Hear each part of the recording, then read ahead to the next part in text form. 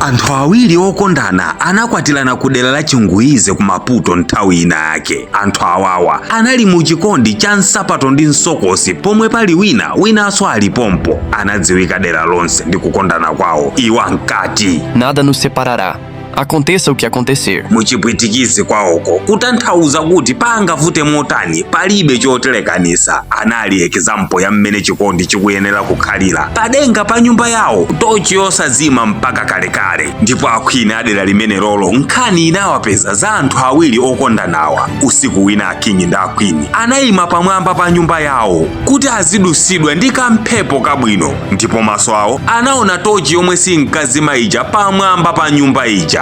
Anthu amenewo ati amakondana zosaneneka zija. Amfumu anati, por favor, peça-lhes desculpa.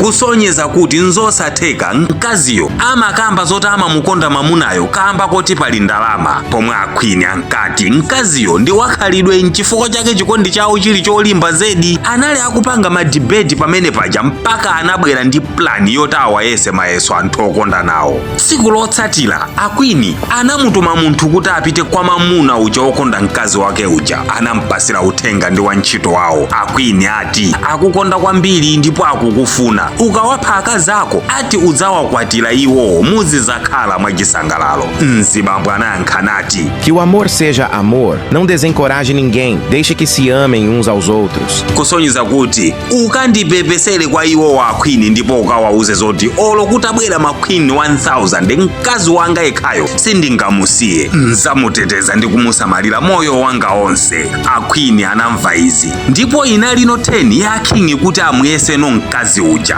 Anamutuma munthu kwa mkazi uja kukapereka uthenga ofanana ndi uja anamupasa mamuna uja. Amfumu akukonda kwambiri ndipo ngati ungaphe mamuna wako iwo adzakukwatira ndi kukupanga iwe kukhala khwini wa dera lonseli.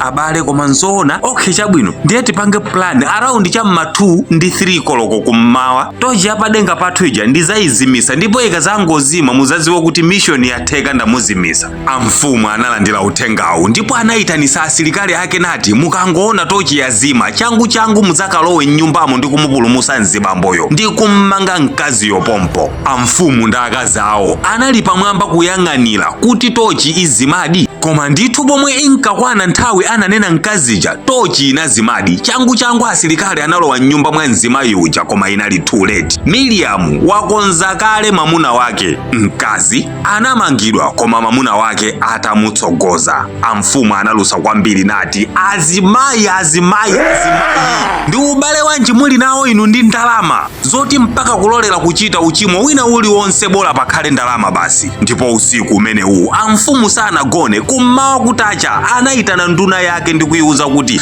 auza asilikali ake kuti ayende dera lonse aphe mzimayi wina aliyese sakuyenereka kukhala ndi moyo. Anthu osakhulupirikawa. Nduna zinamuopsa izi ndipo inapita kwa bambo ake omwe anali ndi nzeru zokuya nati amfumu akuoneka apenga ndithu ati azimayi onse aphedwe kamba kachimo la mzimayi mmodzi basi. Bambo ake aja anati bisala mwana wanga, ndipo amfumu akafika ndithana nazo ndine. Amfumu ataona nduna sikupezeka anapita kwa bambo ake nati mwana wanu sanandimvere ine ndiye ndiyamba kupha iyeyo kenako azimayi onse andera linolo. Bambo anayankha nati amfumu ndikudziwa kuti ndiwo wawidwa mtima inuyo mwaona kusakhulupirika pamalo pomwe inu mmakhulupirira kuti panali true love. Koma ndikuuzeni kaye kankhani kena kake musanapange chiganizo chanuchi. Ulendo wina wake ine ndi bambo anu inuyo amfumu tinali kosaka ine ndinasokera ndipo adani anandipeza ine ndikunditengera kumanda. Kenako anakumba manda awiri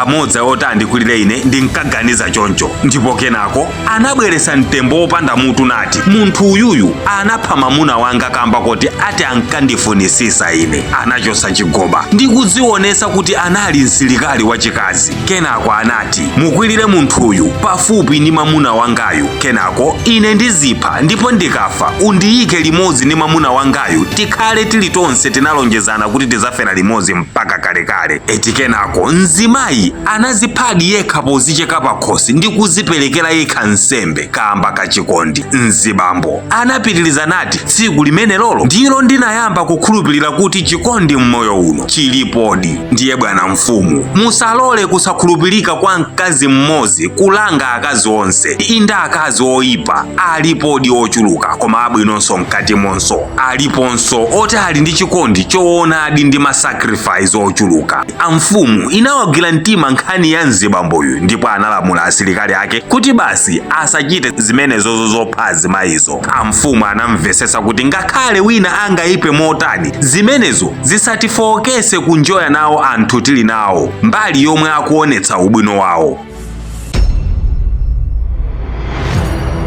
Phunziro langa mu nkhani ndiloti heartbreak imadzala judgment m'mitima mwa munthu. Chikakuluma chakuda nkumaona ngati zonse zilombo nzokuda, koma kumbukirani ubwinonso mudzikoli alipo akazi ambiri abwino omwe ali ndi makhalidwe abwino osunga banja, koma chabe poti inu mukudutsa mma heartbreak okhaokha nkumaona ngati kulibe anatha. Chimozimozinso pomwe atsikana ambiri amati amuna ndi agalu, ena kuseliku akuchinjoya chikondi cha agalu omwewo nkumazifunsa kuti ndinkachedwa kuti kukumana ndi munthu ameneyu. Chonde siyani kufoketsa ena chifukwa gemu iyi ili ngati ya munthu yemwe zikumusowa ndalama paliponse akakumana ndi munthu. Amakhala akulankhula kuti amwali ndalama zikusowa kulankhulira gulu, mwayiwala kuti zikukusowani nokha. Ena pano ali kuma holiday kumangalande ndi mafamily awo, ena akugulira achikondi awo chimotokala. Inu muli bize kufalisa zoti ndalama zikusowa. Ingonenani kuti inuyo ndi amene zikukusowani ndalamazo. Osapanga jaji onse kamba kama action a anthu ochepa chabe. Akondeni muli nawo achite kusamwa nacho chikondi chanu. Musakonde moyelekeza mwendo wina nkati wina kunja, chifukwa apatina anuwa akadzadziwa zoti mukuwakonda moyelekeza nawo muzawapasaso mantha, ndipo iwonso azakukondani moyelekeza momwemo. Musadetse chikondi chifukwa chikondicho chinachita kulengedwa ndi mwini kudziwa zomwe inu ndine sitimadziwa, yemwe ali Mulungu. Chisiyeni chikondi chipitilire. Ngati wina wake anakukhumudwisani, zayeseni wina modekha bwino nkutheka munasiyana nawo sanali match ndi mzimu wanu. Inuyo wanu mwina ali kuntandile phe kudikirira nthawi ikwane, mwina nkutheka wanu ali ku ulongwe, inu muli ku mzimba. Umenewo ndiye moyowo. Que o amor seja amor, não desencoraje ninguém, deixe que se amem uns aos outros.